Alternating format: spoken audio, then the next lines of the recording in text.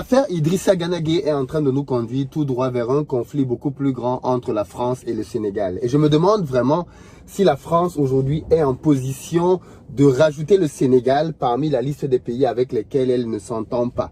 Je rappelle que la France est déjà impliquée aujourd'hui dans une lutte contre la Russie, qui est bien évidemment la première puissance nucléaire au monde.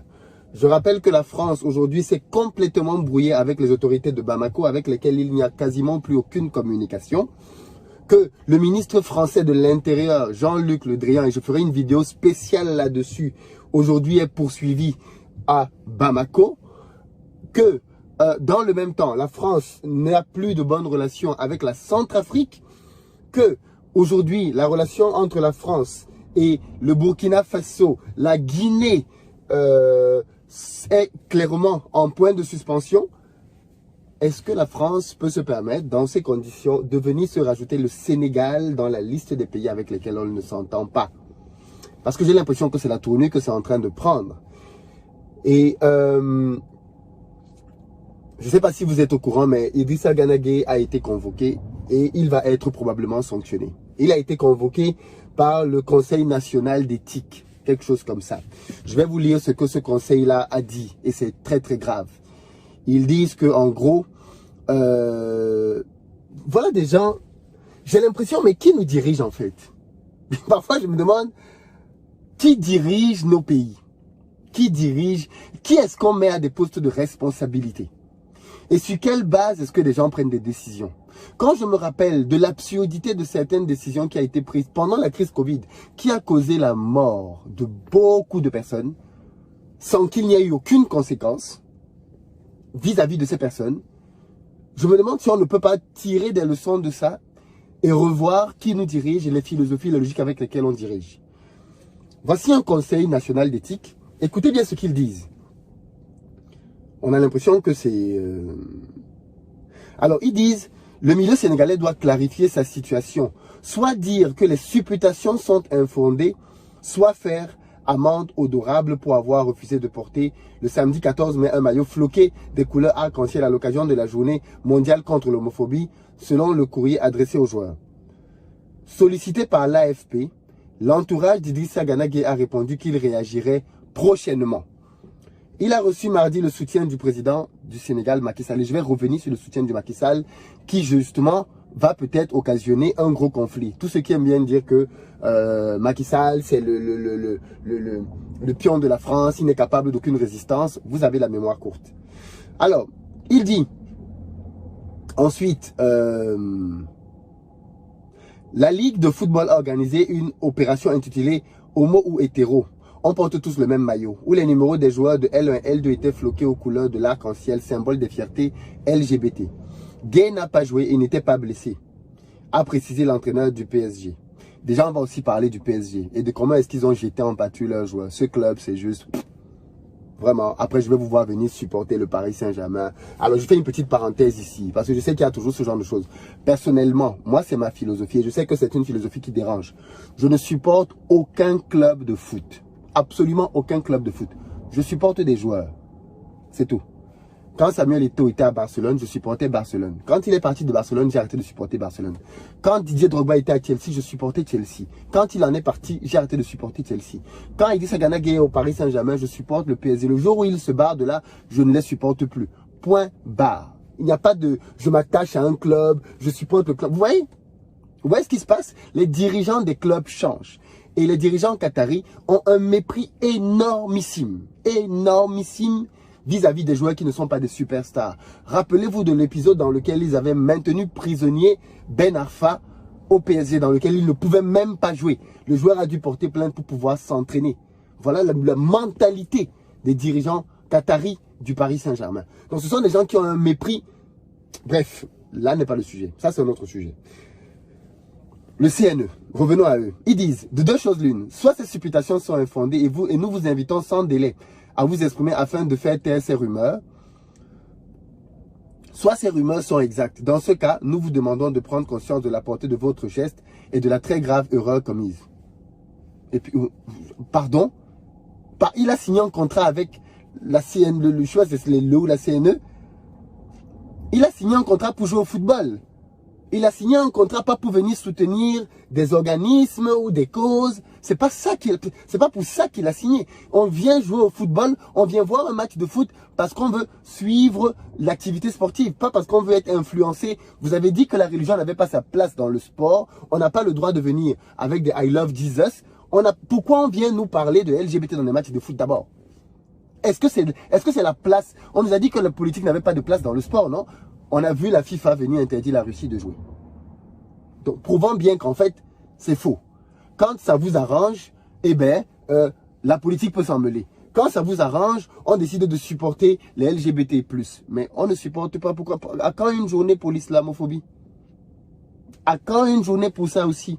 C'est un combat. Il y a des gens qui souffrent de ça. Il y a des gens qui, parce qu'ils sont musulmans, ils sont considérés comme des terroristes en puissance. Il y a des gens qui n'ont pas de travail, des gens qui n'ont pas de boulot, rien que parce qu'ils ont la foi musulmane. Quand est-ce qu'on va faire des matchs de foot pour eux? Quand est-ce que le CN va se lever pour défendre ces personnes-là? Quand il s'agit de là, on n'entend plus personne. Allons jusqu'à la fin.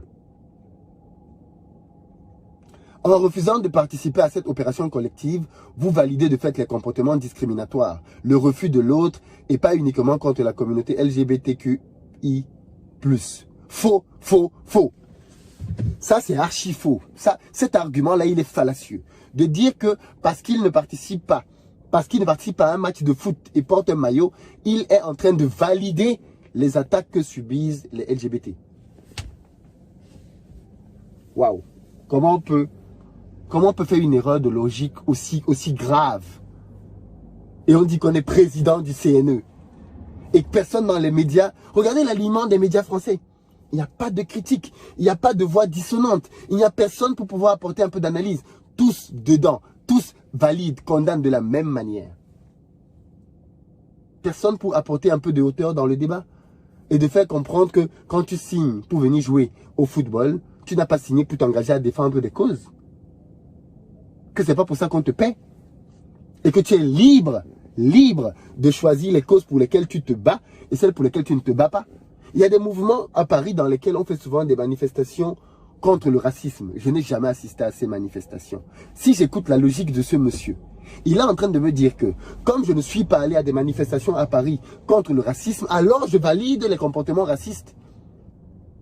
Vous entendez ce qu'il dit? C'est-à-dire que pour lui, comme je ne suis pas allé me battre dans la rue, comme je ne suis pas allé manifester, je suis pour le racisme. Voilà le niveau de nos dirigeants. Revenons à Macky Sall. Rappelez-vous, et c'est le seul qui a fait ça. Pendant la crise Covid, la France a décidé d'interdire son espace aérien à un certain nombre de pays, parmi lesquels le Sénégal, alors que tous les chiffres et les paramètres montraient que le Sénégal était un pays dans lequel il n'y avait pas beaucoup de taux de contagion au Covid. En réplique à ça, Macky Sall a décidé d'interdire la France au Sénégal. La France n'avait plus le droit d'accéder au Sénégal. Et ce, pendant 3 mois. Pendant 3 mois. Aucun Français ne pouvait accéder au Sénégal, sauf s'il était résident ou alors s'il avait une dérogation particulière.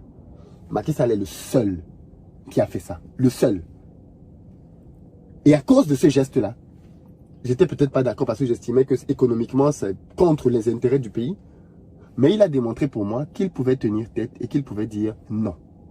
Je rappelle que Macky Sall a tenu tête à Barack Obama, l'homme le plus puissant du monde quand celui-ci était président, sur le même sujet de l'homosexualité. En disant que chez nous, pas de mariage homosexuel. Nos populations ne sont pas pour ça, on ne va pas le faire. Le même Macky Sall s'est empressé de tweeter, peut-être que c'était sous la pression populaire, mais il s'est empressé de tweeter pour dire au président, pour dire qu'il soutient Gana Gueye et qu'il faut le laisser tranquille avec ses convictions religieuses. Ok? Il a dit qu'il faut le laisser tranquille. Et depuis que le président Macky Sall s'est exprimé là-dessus, vous allez remarquer que la virulence de beaucoup de médias s'est calmée. Parce qu'on s'est rendu compte que, ok, ce sujet-là, c'est plus juste un sujet dans lequel on attaque un joueur. L'État du Sénégal s'est mêlé à ça. Et si on ne fait pas gaffe, ça peut avoir d'autres répercussions. D'où le fait que je demande si la France veut, en plus du Mali, se mettre à dos le Sénégal. Est-ce que la France veut se mettre à dos le Sénégal? Je ne suis pas sûr. Et pourtant, c'est peut-être ce qui va se produire à cause d'une histoire de maillot de football. Donc j'espère qu'on va avoir un peu de bon sens au sommet de l'État et qu'on va calmer tout le monde rapidement et tout de suite aller vers la désescalade. Parce que le sujet n'en vaut pas la peine. Le sujet n'en vaut pas la peine. C'est absurde de penser que... Rappelez-vous, ce que ce monsieur a dit est tellement grave.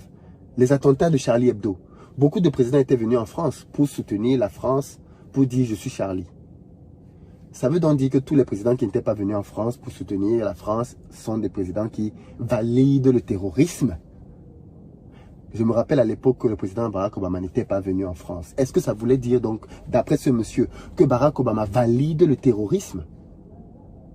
C'est quand même très grave, ce type d'erreur de logique et de raisonnement. C'est très grave, surtout que personne ne relève et ne lui dise « Joe, calme-toi. Là, tu es allé trop loin. Là, tu as déconné. Là, tu as dérapé. Là, ce que tu as dit est archi faux. » Personne. L'heure est grave, les amis. L'heure est très grave. On ne peut pas continuer comme ça. Et moi, je pense que ça peut complètement péter. Dites-moi ce que vous en pensez. Mais le sujet vaut la peine d'être abordé parce que, vous l'avez bien compris, c'est un sujet qui est beaucoup plus large que le simple... On ne parle plus simplement ici de football en réalité. On n'est plus du tout dans le cadre simplement d'un match de foot. Ça touche beaucoup,